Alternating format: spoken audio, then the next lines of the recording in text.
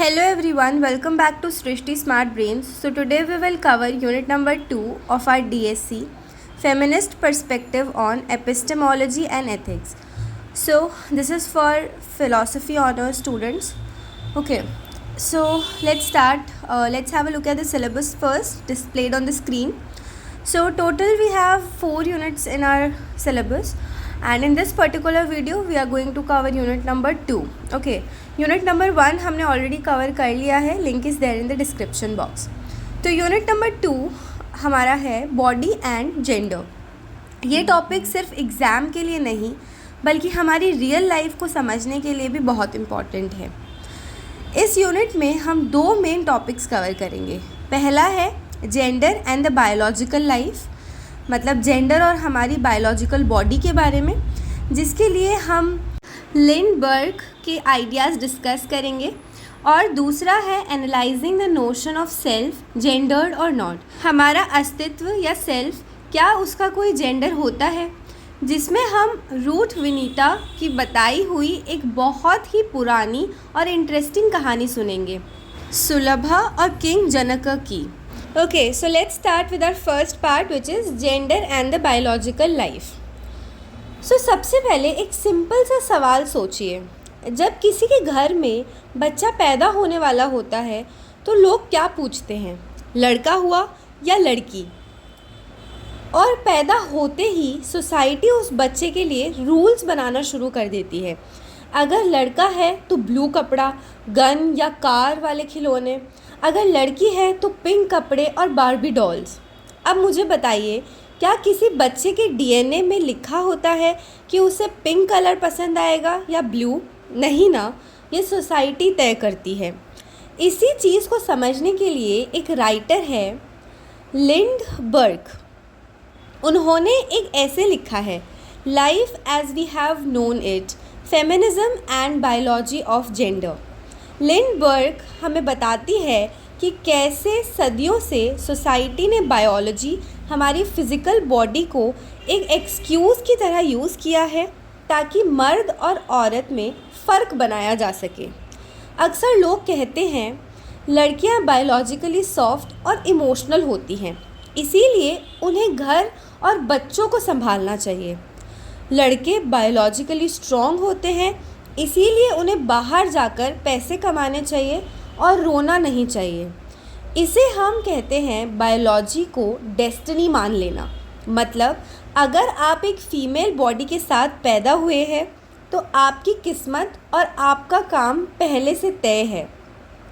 लेकिन लिंडबर्ग इस बात को चैलेंज करती है.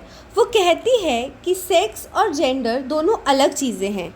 सेक्स का मतलब है हमारी बायोलॉजिकल बॉडी जो नेचर ने बनाई है, लेकिन जेंडर का मतलब है वो सारे रोल्स, रूल्स और एक्सपेक्टेशंस जो सोसाइटी हम पर थोपती है हमारी बॉडी देखकर. एक एग्जाम्पल लेते हैं.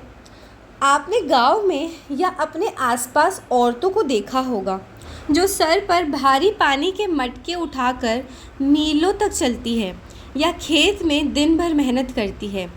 लेकिन सोसाइटी फिर भी यही मानती है कि औरतें वीकर सेक्स, कमज़ोर होती है. अगर वो फिज़िकली इतनी वीक है तो इतना हार्ड फिज़िकल वर्क कैसे कर रही है? इसका मतलब है कि हमारी बायोलॉजिकल बॉडी इतनी लिमिटेड नहीं है जितनी सोसाइटी हमें बताती है. लिंडबर्ग कहती है कि साइंस और बायोलॉजी को हिस्टोरिकल तरीके से सिर्फ मेल्स को सुपीरियर दिखाने के लिए ट्विस्ट किया गया. उनका मेन मैसेज ये है कि हमारी बॉडी एक मशीन नहीं है जो सोसाइटी के सेट किए हुए रूल्स पर ही चलेगी. फेमिनिज़म यही डिमांड करता है कि आप किसी को उसकी फ़िज़िकल बायोलॉजी के बेसिस पर एक डब्बे में बंद करके ना रखें. ओके, अब हम लोग चलते हैं हमारे सेकेंड पार्ट की तरफ which is the self, gendered और नॉट. क्या हमारी आत्मा का कोई जेंडर है? अब एक क्वेश्चन सोचिए, आपका सेल्फ क्या है? सेल्फ मतलब आपका कोर, आपकी आत्मा, आपकी कॉन्शियसनेस. क्या इस सेल्फ का कोई मेल या फीमेल टैग होता है? इसके लिए हम एक बहुत ही पुरानी और ज़बरदस्त डिबेट को पढ़ेंगे जो एंशिएंट इंडिया, महाभारत के टाइम में हुई थी. इसे हमारी दूसरी रीडिंग में रुथ वनीता ने एक्सप्लेन किया है। The self is not gendered, Sulabha's debate with king Janak. चलिए इसको एक स्टोरी की तरह सुनते हैं। बहुत पहले एक राजा थे, किंग जनक। वो एक बहुत बड़े फिलोसोफर माने जाते थे। उन्हें लगता था कि उन्होंने सब कुछ सीख लिया है और वो अपनी मटीरियल बॉडी मोह माया से बिल्कुल आज़ाद हो चुके हैं। एक दिन उनके दरबार में एक साध्वी आती है जिसका नाम था सुलभा। सुलभा बहुत ही इंटेलिजेंट, पढ़ी लिखी और आज़ाद औरत थी। वो जनक की नॉलेज को टेस्ट करने आई थी। जब सुलभा वहाँ आई और जनक से सवाल जवाब करने लगी तो किंग जनक को बहुत गुस्सा आया। क्यों? क्योंकि जनक जो खुद को बड़ा महान और इक्वल सोचे थे, उनका ईगो हर्ट हो गया कि एक औरत उन्हें चैलेंज कर रही है। जनक ने सुलभा को बहुत जज किया। उन्होंने उसके कैरेक्टर पर सवाल उठाए और कहा, तुम एक औरत हो, तुम सुंदर हो, तुम अकेले क्यों घूम रही हो और तुम मुझ जैसे महान राजा को ज्ञान कैसे दे सकती हो? बेसिकली जनक ने सुलभा की बॉडी और उसके जेंडर पर अटैक किया, उसकी नॉलेज पर नहीं। अब यहाँ आता है सुलभा का मास्टर स्ट्रोक रिप्लाई, जो रूथ वनीता कहती है कि आज की फेमिनिज्म से भी ज़्यादा एडवांस्ड था। सुलभा शांति से मुस्कुराई और बोली, राजन, आप खुद को बड़ा ज्ञानी कहते हैं, पर आप तो अभी भी बॉडी के इल्यूजन में फंसे हुए हैं। सुलभा ने एक्सप्लेन किया कि हमारी बॉडी क्या है। ये सिर्फ 5 एलिमेंट्स धरती, पानी, आग, हवा, आकाश से बनी है। क्या पानी का कोई जेंडर होता है? नहीं। क्या आग मर्द या औरत होती है? नहीं। हमारे ब्लड, बोन्स और मसल्स का कोई जेंडर नहीं होता। ये सिर्फ फिज़िकल मटेरियल्स हैं। सुलभा आगे कहती है, मेरा जो सेल्फ है, मेरी आत्मा या मेरा कोर एग्जिस्टेंस, उसका कोई जेंडर नहीं है और आपका जो सेल्फ है उसका भी कोई जेंडर नहीं है।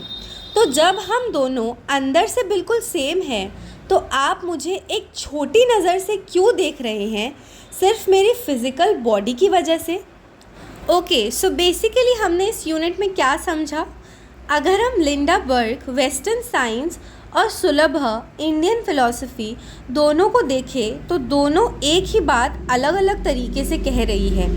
बर्क कह रही है कि सोसाइटी बायोलॉजी को यूज़ करके हमें कंट्रोल करती है और हमें बॉडी को डेस्टिनी नहीं मानना चाहिए।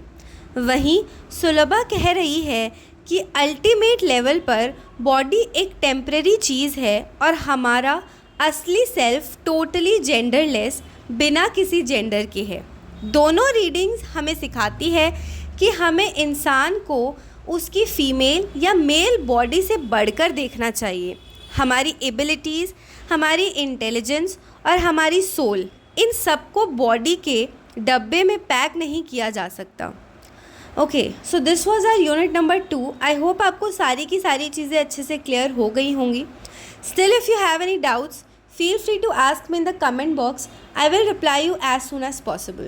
Thank you so much for watching and don't forget to subscribe.